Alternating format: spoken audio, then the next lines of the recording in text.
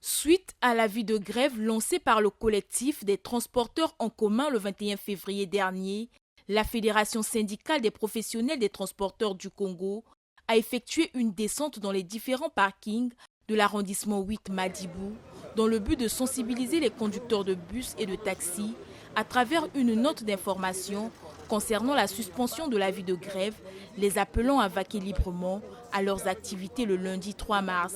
Il n'y a pas de grève. Donc le message, c'est que les travailleurs du secteur de transport, dont notamment les chauffeurs et tous ceux qui mènent des activités liées au transport, doivent travailler librement. 3, 4, 5 mars, doivent travailler librement. Tout en maintenant les prix. Les prix des transports sur tout le temps du territoire national restent inchangés. Les efforts consentis par le gouvernement pour trouver tant soit peu les solutions aux doléances des transporteurs liées à certaines taxes ont été soulignés.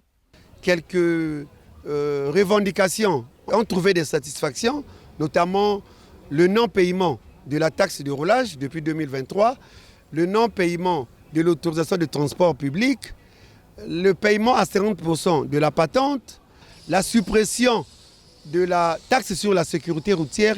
Enfin, il y a des avancées.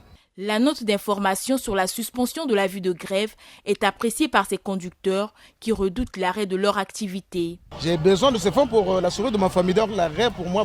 De toutes les façons, ce n'est pas aussi une nouvelle qui s'était répandue. Moi, je ne suis pas en possession de cette information. Bon. Qu'ils partent discuter avec le gouvernement et nous, pendant ce temps que nous allons travailler parce que nous nous mangeons au quotidien. Par rapport aux discussions qu'ils vont emmener avec le gouvernement, si cela ne sort pas bien ou ça ne tient pas bien, à ce moment, dès qu'ils vont nous demander d'aller en grève, la Fédération syndicale des professionnels des transporteurs du Congo, lors de sa rencontre, s'est indignée du comportement du collectif des transporteurs en commun qui entend lancer un avis de grève au nom de l'intersyndicale alors que cette plateforme a été dissoute depuis le 9 novembre 2024.